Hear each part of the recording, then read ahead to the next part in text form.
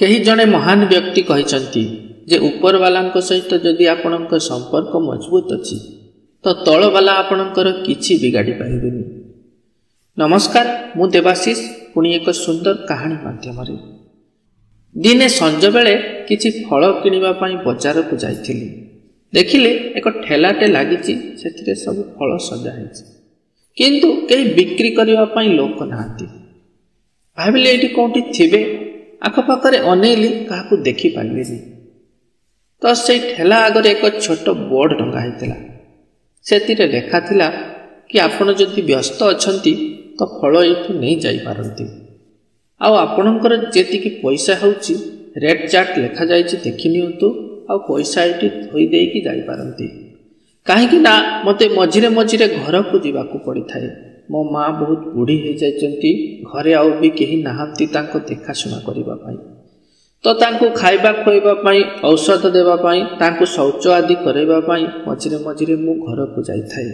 तो आपण एमिति करि पारंती।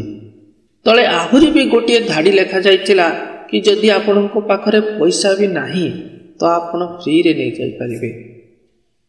लेखाटी पढ़ी सारिला परे मते लागिला कि ये किए होई पारे जे आजिर दुनिया रे भी लोकंको ऊपर एते विश्वास रखि पारे। जा हो मो आख पाखरे तो काहाकू देखिबाकू भी पाइलिनी। तो जहा जेतिकी किनिबा कथा किनिली, आ पैसा तांकर हिसाब करी थोई देली। देखिले आगर भी आउरी किछि लोक सेठी पैसा थोइचंती। 100 टंकार नोट, 10 टंका, 20 टंका नोट सब सेठी थोआ है थाए। तो मते लागिला कि ये ठीक अछि, लोक माने भी एमिति करूचंती। पुणी सौदा पत्र करिकी घर को आसिली। रोषेई करी खाई सारिकी कोन मन हैला आउ थरे से बाजार को बाहरी गली। तो से ठेला वाला को देखिली, से तार ठेलाटी को ठेली ठेली की नहीं जाउ थाए। 24-25 वर्षर पिलाटी, वेशभूषार चाह लागुतिला बहुत गरीब परिवारर। मु जाइकी ता सामनारे छिड़ा ही गली। पिलाटी कहूची, बाबू आज आउ बेसी फल नाही, आपण काली के आसंतु। कहनी नाई, मु तो फल नहीं जाइथिली, आ पैसा भी एठी थुईकी जाइथिली। मते तुम सहित किछि कथा कहिबार थिला। तो सेठी एक जगह देखिकी बेंच टाइप पड़ीथिला, बसी आमे कथा हेबाकू लागी।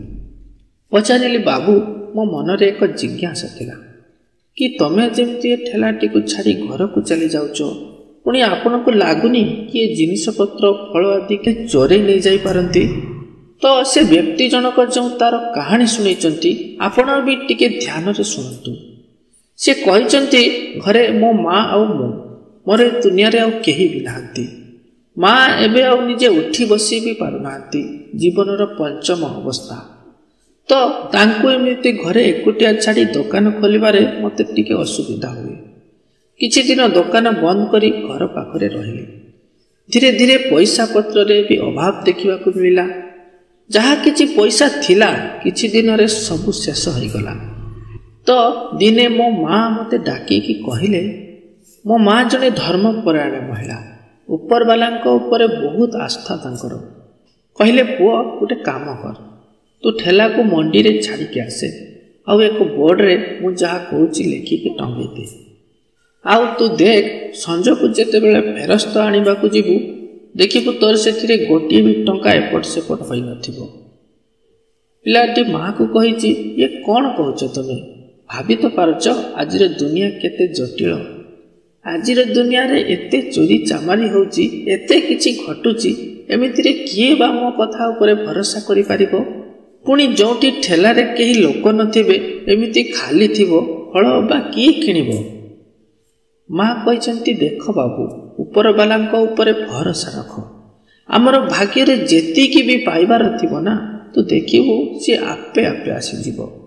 सेही दिन ठारो आज को पाखापाखी वर्षे हे गलानी मु एमिति सबु दिन करूची। सकाळो जाए ठेला रे फल आदि सब सजाड़ी की मंडी पाखरे छाड़ी देकी चली आसे।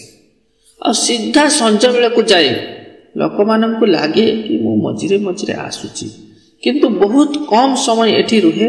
आपण विश्वास करि परिबेनी, आज पर्यंत केबे भी गोटिए टंका एपट सेपट होइनी। उल्टा बेले बेले कई अधिक पैसा भी रखी जाती माँ नारे। बेले बेले तो कहीं किसी खाइबा जिनिस आदि भी थोई जाती। ଥରେ ଜଣେ ଡାକ୍ତର ବାବୁ ବି କାଗଜରେ ତାଙ୍କର ନମ୍ବର ଲେଖିକି ଛାଡ଼ି ଯାଇଥିଲେ କି ତୁମ ମାଙ୍କ ଦେହ ଯଦି ବେଶୀ ଅସୁସ୍ଥ ହୁଏ ତ ମୋତେ ଏଇ ନମ୍ବରରେ କଲ୍ କରିପାରିବେ। ସେହି ଦିନଠାରୁ ସବୁ କିଛି ଏମିତି ଚାଲିଛି। ଆମ ଭାଗ୍ୟରେ ଯେତିକି ଅଛି ମାଙ୍କ ଆଶୀର୍ବାଦରୁ, ଉପରବାଲାଙ୍କ ଆଶୀର୍ବାଦରୁ ଏସବୁ ଏମିତି ଚାଲିଛି। ଏଇ ଛୋଟ କାହାଣୀଟିରୁ ଆମକୁ ବହୁତ କଥା ଶିଖିବାକୁ ମିଳେ। ସବୁବେଳେ ନିଜ ଉପରେ ଭରସା ରଖନ୍ତୁ ଆଉ ଉପରବାଲାଙ୍କୁ ବିଶ୍ୱାସ କରନ୍ତୁ। ମା ବାପାଙ୍କର ସେବା କରନ୍ତୁ। ଦୁନିଆରେ ଏମିତି କୌଣସି ଆପଦ ନାହିଁ ଯାହା ଆପଣଙ୍କ ଉପରେ ପଡ଼ିବ। ସମୟ ଲାଗିପାରେ, ଦେର हो सकता है लेकिन अंधेर नहीं। ଭିଡ଼ିଓଟି ଭଲ ଲାଗିଥିଲେ ଏକ ଲାଇକ୍ କରିଦେବେ ତାକି ଆମକୁ ବି ମୋଟିଭେସନ୍ ମିଳିବ ଏମିତି ଭିଡ଼ିଓ ବନେଇବା ପାଇଁ। ଆଗକୁ ଏମିତି ଭିଡ଼ିଓ ଦେଖିବାକୁ ଚାହୁଁଥିଲେ ଚ୍ୟାନେଲକୁ ସବସ୍କ୍ରାଇବ୍ କରି ମୋ ସହିତ ଯୋଡ଼ି ହୋଇ ରୁହନ୍ତୁ। ଧନ୍ୟବାଦ ସମସ୍ତଙ୍କୁ।